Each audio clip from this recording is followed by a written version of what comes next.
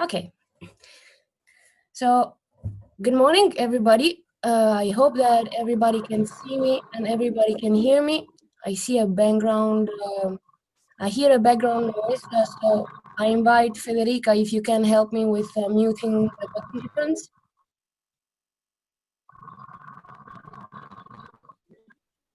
I invite all the participants to mute themselves so we don't hear those background voices. Thank you very much. Okay, thank you, Federica. Again, good morning, everybody. I see we have 23 participants at the moment. That is really encouraging to see. We can officially start. Welcome to join our second meeting of the Peer Learning Clubs. I see already connected many friends, many new faces. Again, welcome everybody. And now we will try to introduce and get you let's say, more familiar with the activities and the discussions of the peer learning clubs. First thing, a few rules and instructions before we officially start. Just to give you an overview on how this meeting is going to move on. We are now in a joint section where all the participants from the different peer learning clubs are gathered together in this first 10 minutes. After the first 10 minutes of general presentation and introduction of the peer learning clubs and what we have been doing so far, we will split the participants into 4 different rooms, each for different peer learning clubs that they belong to. This session will be actually an interactive session where we ask all the participants to be engaged in discussions, basically, and to find and plan strategies to overcome the challenges that we have identified in our previous debates on Basecamp. So that will be an interactive activity. Each group will have a different coordinator that will moderate all the discussion. And at the during this time, we have to debate and discuss about these strategies and write it down. So we have a coordinator who will take notes into our presentation. And at the end of it, they will draft those strategies that we're trying to pinpoint, to identify, and to implement in the next phase. So with today's meeting, we're actually transitioning from phase 1, identify challenges and priorities in the different groups, to the phase 2, which is plan strategies. So the results of those debates that will happen in the different 4 rooms will be then presented in front of the whole audience by the 4 coordinators for our last 20 minutes of time. So having said that, I just introduced myself. My name is Valentina De Vico. I am the communication manager of the Skillman team. And now I don't want to waste any time with other instructions or any other official rules. I would just give the word directly to Elena Romanini, who has been the coordinator of all the peer learning clubs so far, and she's been managing the discussions that we have already started on Basecamp until now. Good morning to everybody. Thank you very much for joining this event today with us. We are realizing this event under the framework of the SkillNet project. Here we can see the general time frame of the project itself. And specifically, we are under one of the main initiatives of the project that are peer learning clubs. Peer learning clubs are 4 thematic discussion groups, one focused on advanced manufacturing innovation from the sectoral point of view, sectoral dimension point of view. The second, PLC, is focused on innovation of policies in education and advocacy. The third, in evolution and perspectives of work-based learning. And the fourth and last one, the so-called train the trainer, operational dimension. So the peer learning clubs have been launched last May. In this May, we can see following slide, Valentina, please.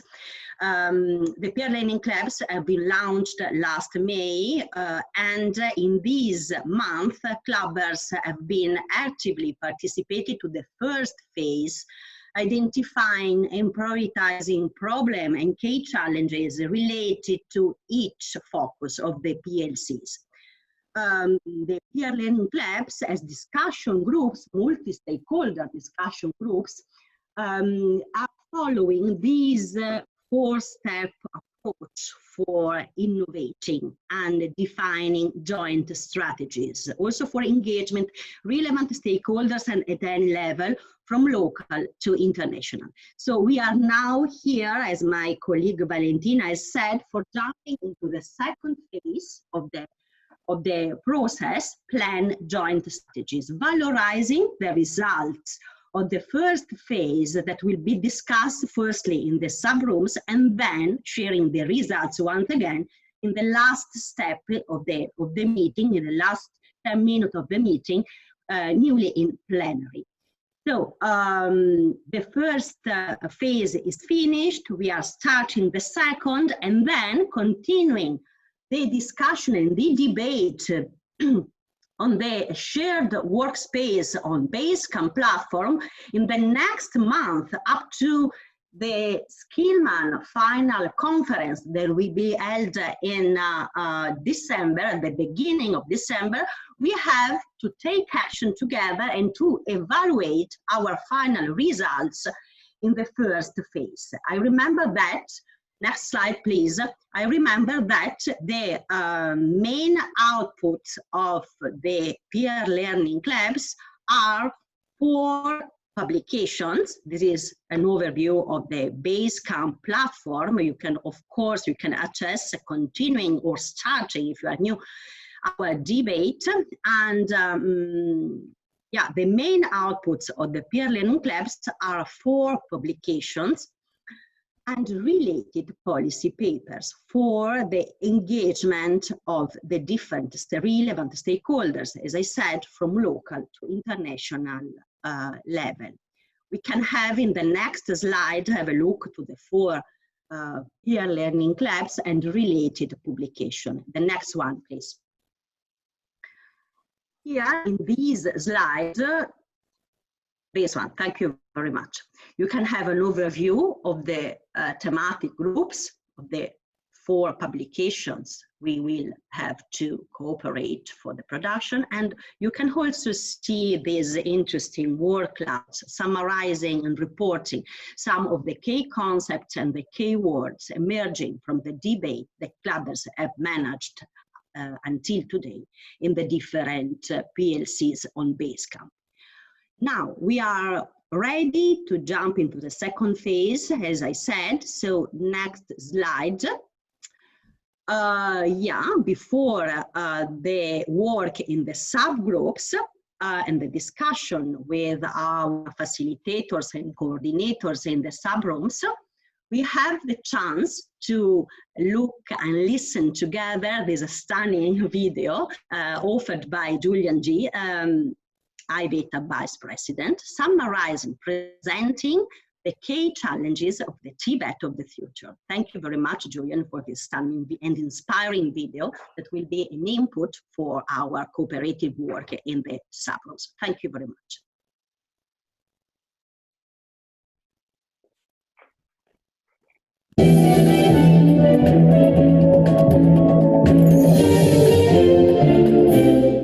Hello there. I'm Dr. Julian Ng, Vice President of IBETA Europe and of Warnbro College. IBETA Europe is proud to be a partner on the SkillNet project. I'm here today to talk to you about teacher training or retraining in the vocational education and training sector, or VET as we call it. Over the last year and a half, I've been involved in an Erasmus Plus co-funded project called ProVet, which seeks to train or retrain over 600 teachers across Russia and Serbia. I'd like to share with you 3 observations from this ProVet project, which might give you pause for thought in terms of teacher training and retraining in the VET sector. The very first thing to consider is paradigm change. We have so many new ways of teaching now, mostly spurred on by technology. Things like Zoom, distance learning, robotics, artificial intelligence. So many ways that we can change the nature of learning and teaching. And it's important to understand that these changes and learning how to cope with them is not just necessary, it is actually imperative for the future of learning. Moreover, you don't just have to consider the teachers, you have to also consider the learners. They have to change their own mindsets and paradigms about learning and working with technologies too. So what is a paradigm? A paradigm is a habitual way of looking at the world. And as you know, habits are often quite difficult to break. So how do we break these habits or change these paradigms? Which brings me to the next point, motivation. Well, you will only break a habit if you are motivated. And in the case of most teachers, it's usually employer-driven, whether or not it's related to pay or keeping your job. It's usually driven by what your employer wants of you. So if they don't request it, you probably will not be motivated to change. You can, of course, be self-motivated and want to learn and improve yourselves. That's a very, very wonderful thing, in fact. Or you could perhaps just believe in a higher purpose, that there is more to the teaching vocation than what is currently available, and you want to be an exponent of that.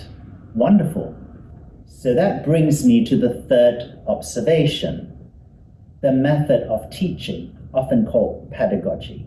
I bet you most of the teachers that you're going to train or retrain are over the age of 18, which makes them adults. So therefore, you may actually want to consider that you're not talking down to children, but you're teaching adults who can quite well think for themselves and probably have their own way of doing things. So perhaps rather than talking about pedagogy, you might want to look at andragogy, which is a completely different set of teaching methodologies.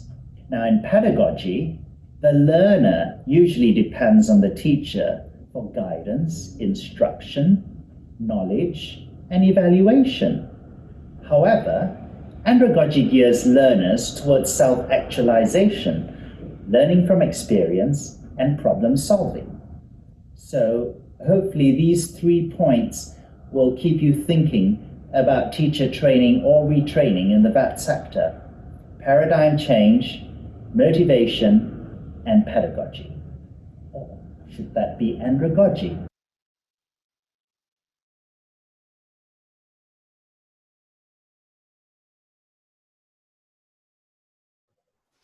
Okay, that was a fantastic video from our friend and member Julian Young, the Vice President of IVETA. It's 10:15, so it's actually time to be split into the 4 rooms as we mentioned earlier. So now I'm just going to split everybody in the rooms. I just remind to all of you that those rooms are related to the different peer learning clubs that you belong to. And that you have already been notified about. We will dedicate 30 minutes to this section. So I would say at 10:45 to be back in the main room. I'm saying this to the coordinators just in order to have time management skills. So I'll proceed with splitting into the rooms. The first group, PLC1, has the coordinator Fabio Croci. The second group, PLC2, is Giovanni Crisona. The third group, PLC3, the coordinator is Elena Romanini. And the fourth group, the coordinator is Julian Ong. So I'm just going to open all rooms. You'll be directly redirected into the splitted rooms. Managing the time, you know, so. And who's managing the Peer Learning Club number 4? Julian. We're back. Okay, so Valentina, please. We are all here. It seems that Harry and Julian are on the same beach. Could we Yes. all go? You're all invited. Hello. Hello. So, Just a second, please. So I know that Julian has been elected president of IVETA, so probably we can congratulate with him. Oh, Congratulations, Julia. future. Yes, future, and yeah, a last news we can say. So sorry for my saying before vice president, and congratulations for your new nomination. Thank you very much. Grande Julian. Thank you. An applause for Julian. Oh, no. I'm red already. Yeah. You didn't expect this, Julian, right? No. Okay. Fine. Giovanni, Yeah. Anna Anna Maria. Maria. Hello, Anna Maria. Welcome. with Ciao, us. ciao. Okay, I have to say the discussions were Roberto really Gungiano. fruitful. Yeah. Okay. Sì, mi sono collegata col suo oggi. So everybody's back to the main room, so we can move on. We're a little bit in delay, but no problem, because we just need to show the results of our debate. So I'm going to ask Elena to just remind us the challenges of each peer learning club, and then we will show the results of the debates by the coordinators. Thank you, Elena. Okay, thank you, Valentina. Very briefly, for the full PLC1 Advanced Manufacturing Sectoral Dimension, the priorities and the key challenges identified by the clubbers in the first phase. So, education system involved in impacted by the so-called twin transition, so green and digital. Very key strategic issue for innovation of the education system is skill and foresight. In order to be able to update and innovate curricula and every kind of learning and training activity for a more effective strategies, supporting employability and reinforcing business education partnership. Then pedagogy, rethinking of how students are prepared for the future, also considering the new overall context after the COVID emergency. So a sort of lesson learned after the COVID. For the PLC2, the priorities and the challenges identified were the following. Valentina, please, if we can share.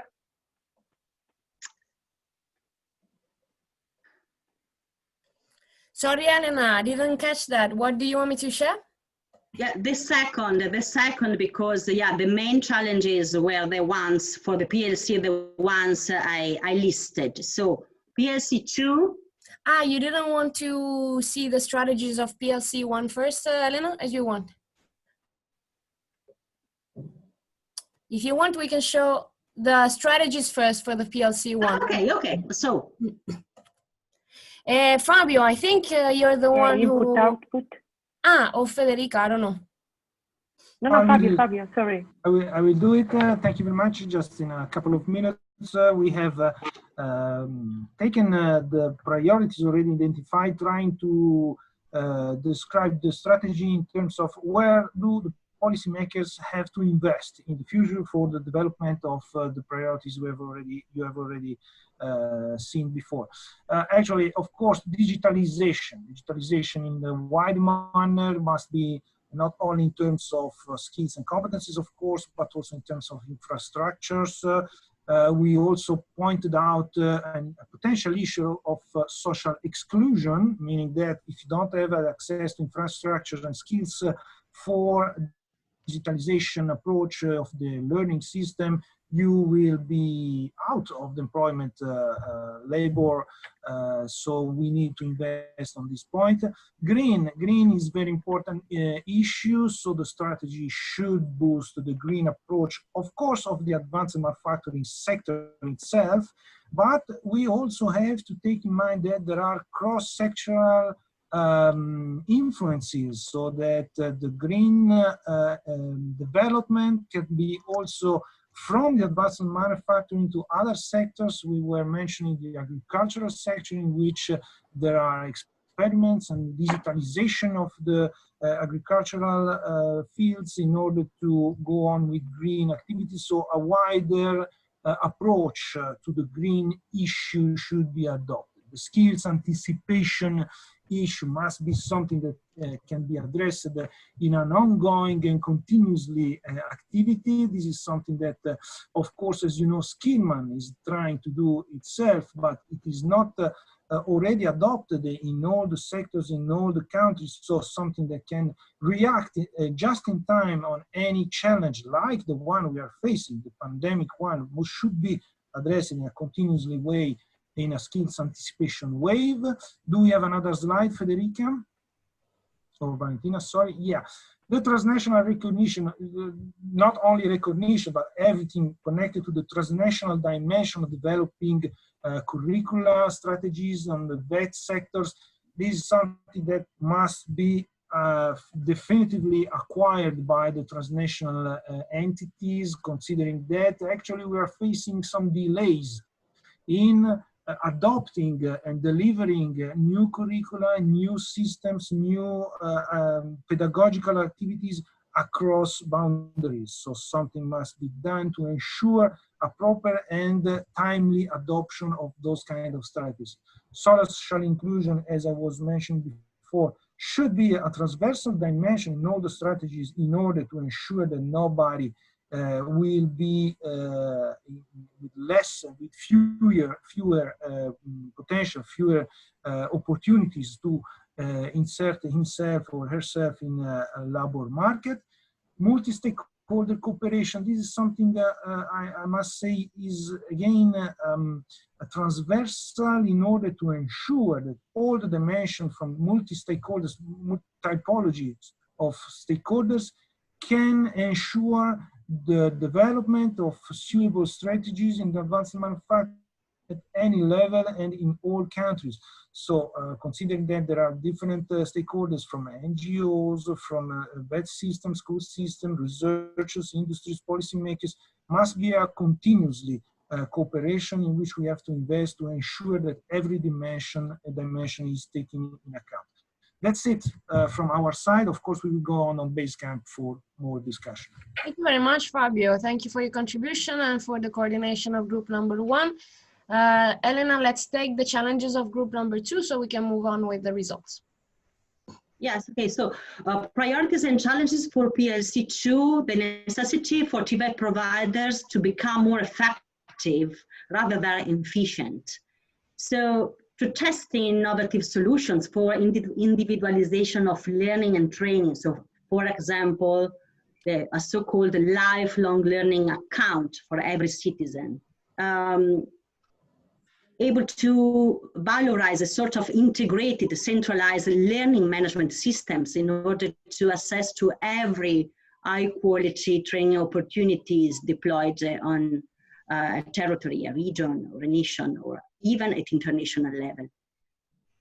Then to cooperate as multi-stakeholders ecosystem for innovating policies, supporting the transition to the TVET of the future, valorizing also the role of the TVET beside the other, we can say, the education supply chain.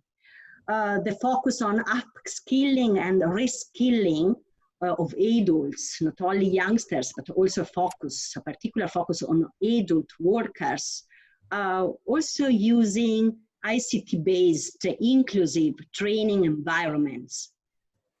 We can say that the most key challenge, the prior key challenge of this PLC is work on resilience. So increase the resilience of people and systems to face very, very quick challenges and also unexpected situations we have to face. Bene, thank you, Elena. Let's immediately see the strategies that were adopted and discussed in the group number 2. They're not here yet. Let's see, just a second. Maybe I should share the presentation directly from Giovanni, who was the coordinator of it. Giovanni, are you ready to show us and present the strategies that you found out? You are muted, Giovanni. Sorry. Yes, thank you, Valentina. I was writing some note, but I see now that it was the number PLC 2. It's okay. You have I have to share my screen, or you have the... No, I'll do it. Okay. Let me know when you see it, because it's loading. Yes? Yes. Okay, perfect. So yes, I have repeated also that text in the next slide, but please stay there. The discussion was, the discussion was very interesting, even if not very long. We have tried to interact using the board, the whiteboard of the tool, and unfortunately I went away from the breakout room without saving the whiteboard, but fortunately we have the recording that will show us, I hope, the contents. Anyway, having fresh reminds, I tried to put some note during your speeches. Now I would like to define that the group is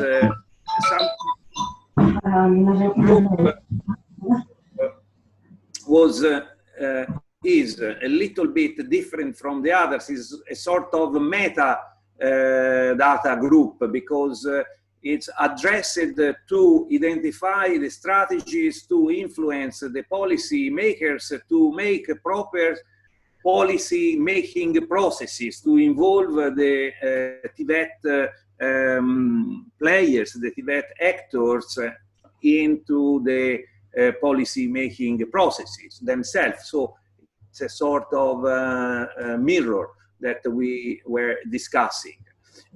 Within this, the introduction of this was to focus on the 5 steps that are shown now, in which kind of power the authorities place, because we have different stakeholders that we have to address with our strategy, and we have local stakeholders, regional, national, international. Not all of them have the same positioning, respect the use of the power. Some one of them is more linked to all the kind of power that is something like a currency that you have and you don't want to spend. Other people ask you to spend this currency, but you keep it in your hands and you won't control the power. So the decisions are taken by yourself alone, and we try to influence this kind of power. In other cases, the power is managed in a different way, participative, like a flow, like electricity, that if you don't close the circuit, the electricity doesn't do anything. So then we have to establish internal conditions to answer to this situation, and we have set the global COVES. We commented about this, the global COVES network. We have to establish what we are looking for. So not only the general approach that we have as a policy making group, but also with the contents of the other peer learning clubs sectors, groups. And then what are the needs of the target? We need to identify and to reflect about what they need. They need technical support, they need to be re-elected, so they need the consensus, they need information, they need enemies, or they need friends. So this is part of the strategy that we have to implement, and then we have to analyze the decision-making process that they implement to enter in the right place in the right moment. This is, for example, connected with our current strategy that we are running in this moment, because all these processes run in parallel with the European process for the pact for skills, and in general the consultancy processes that the Commission is running at the moment, and that we bring all the European stakeholders to release a vision during the European Skills Week. So all these efforts are fitting in this process. You can go to the slide number Giovanni, just 7, please.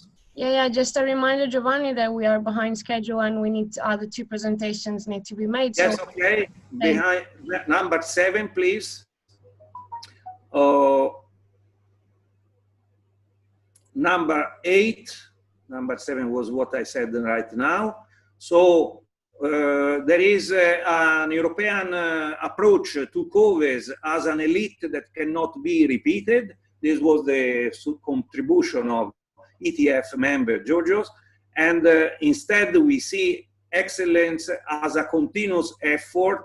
Our COVES network is based on the participation, sharing, participative model, voluntary model, and excellence as a result, and not as a statement, as a state of elite positioned in a place where the other people, other organizations cannot reach. We need to keep in consideration best practices to make our proposals, and so for makers, and we need to define better, or to underline that the use of the TVET and VET terms influence also the policy and the decisions results, because address to different targets, the resources and other aspects that was underlined by one of our participants to the group, by Richard. Research and collection of data is necessary. This was the input of Lara, giving result to the need to collect data in a continuous way, in the proper way, to make decisions, policy decisions that are coherent with the reality and not just fantastic ideas of the policymakers. Then this was my vision of our positioning is necessary to define our positioning, because this is our main message, our identity, and what are the characteristics that define the Skillman approach, and in particular the global COVES approach to policy making, and what we are going to provide, and we need to make a rational at the end. Before to present our proposal to the policy makers, we need to have a rational with precise information. Can you go to the next slide, please? And then we going to close. So we need to consider rules that afflict the system from local level up to higher levels, international, supranational bodies, interaction levels, to influence the whole chain of the education and TVET and VET system. We need to have a recognition of the COVES role in this interaction, and we have to push, to promote a design of the society of the future that passes through the contribution of the education system and the curricula design and the design of the educational systems. TVET, VET, I don't want now go against the same concept that we have said before. Then next slide, and this is the last one, the last 2 points. we need more transparent mechanisms for the involvement of the TVET providers and the companies that participate to the VET and TVET efforts, and the policy processes and the policy results must be done involving the stakeholders in a transparent way. And then we have also, finally, but not the least, very important, involve the learners through the TVET providers, giving the opportunity to the learners to participate to the processes, decisional processes. Okay, thank you, Giovanni, for your presentation. It was very accurate and very elaborated, so that was a good contribution. Thank you. So I will just get back to the next point, Elena, if you want, and then we need to present the last two presentations, and then we need to close because we are over time. Thank you, Elena. Regarding priorities and challenges for PLC3, so work-based learning.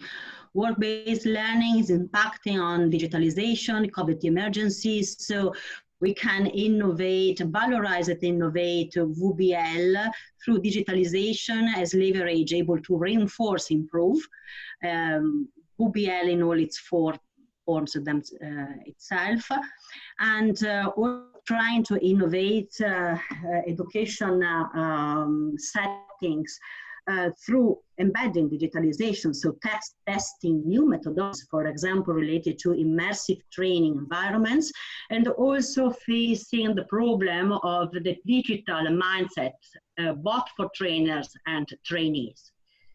So, next one.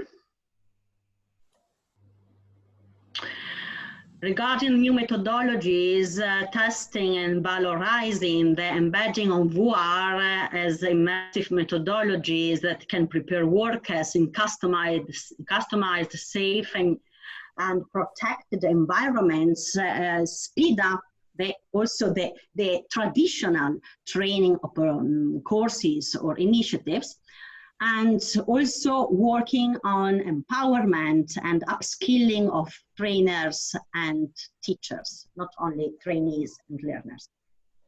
So please, the next one. These are, yes, of course, we can go on with the results because we can post everything on Basecamp.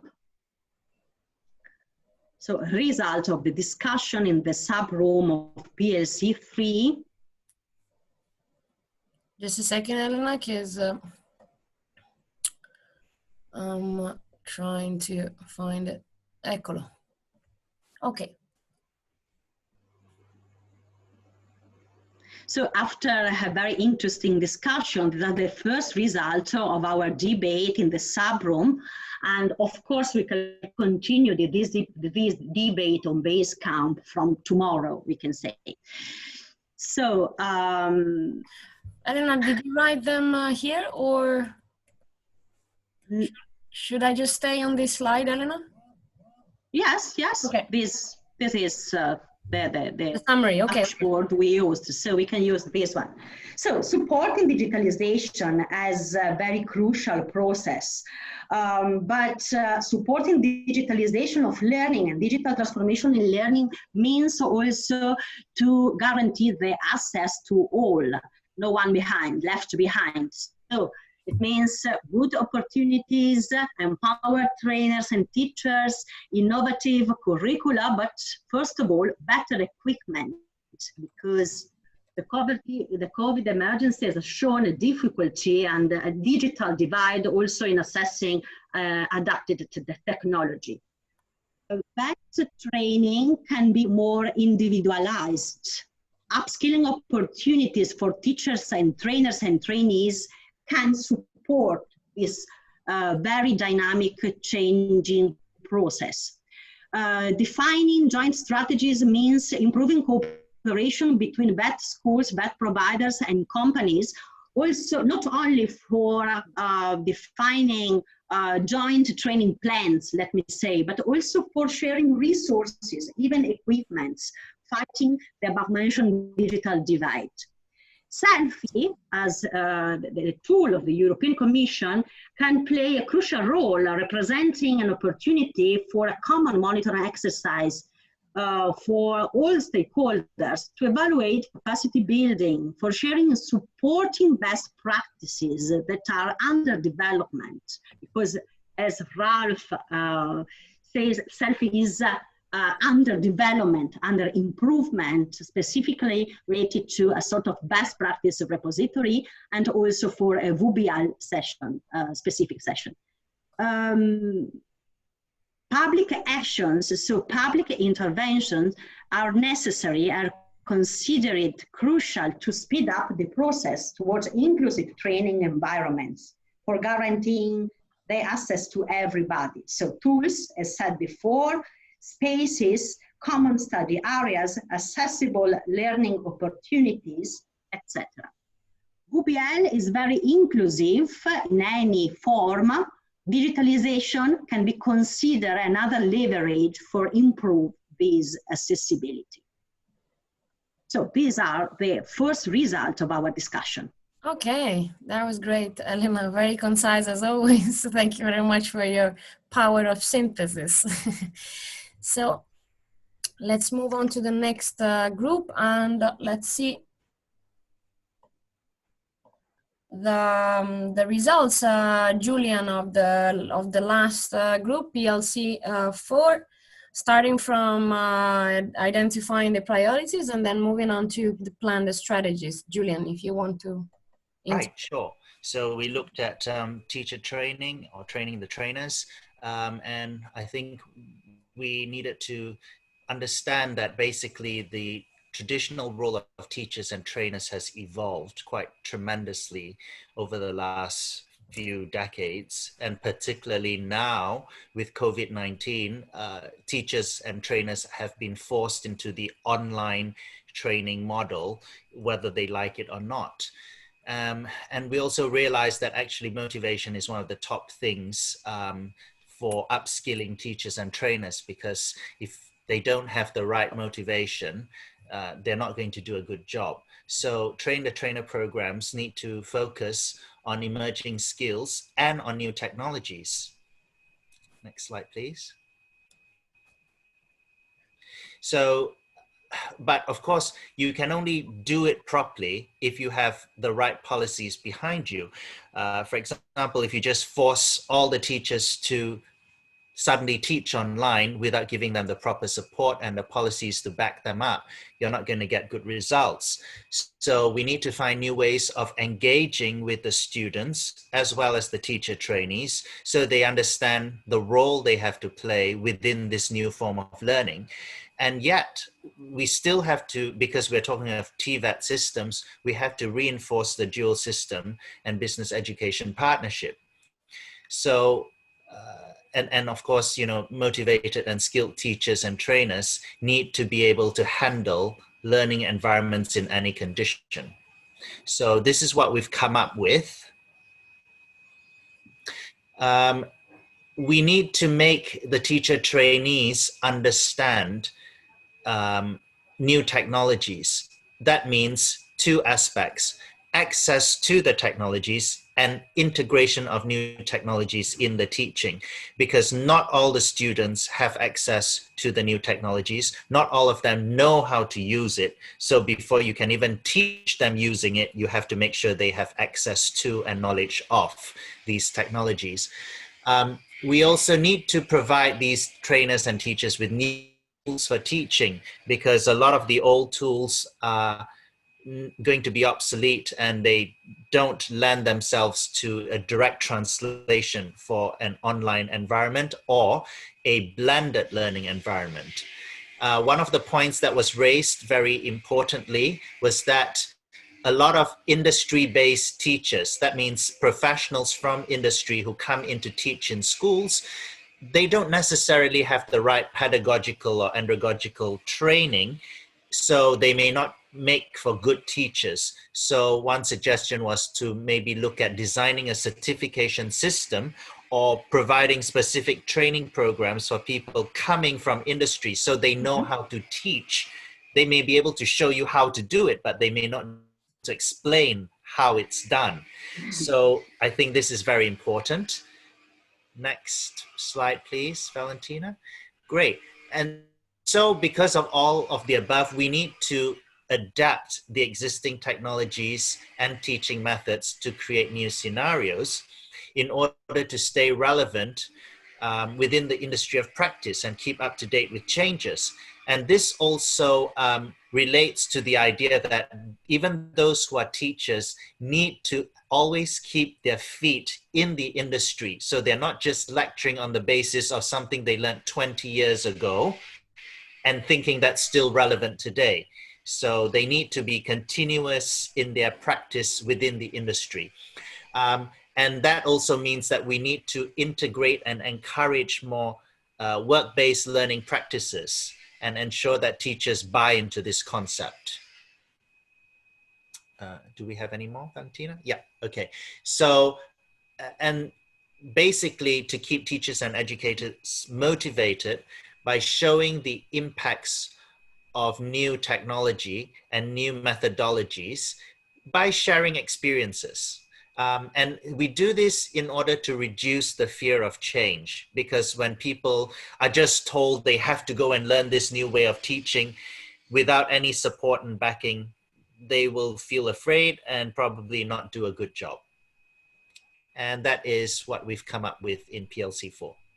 Okay, Julian, thank you very much. So we have presented the results of all the 4 discussions of the 4 peer learning clubs. So we have come to the conclusion of today's meeting with the peer learning clubs.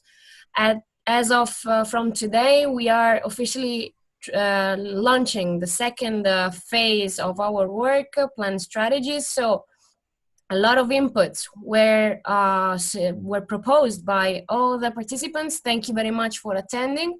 I will just remind you that all the materials of this meeting will be uploaded on Basecamp, which is our main platform where our discussions will continue and we'll move on from now as we started and until the very end. Again, thank you very much to all the coordinators, Fabio Croci, Giovanni Crisona, Elena Romanini, and Julian Ang. I hope one day I will be pronouncing that well. Again, thank you very much for attending. I shall see you very soon. We will definitely organize some more meetings in the upcoming weeks. Just keep updated and see you soon. Thank you very much. Bye-bye. Thank you, Valentina. Thank you. Bye. Everybody. Bye. Thanks a lot. Goodbye.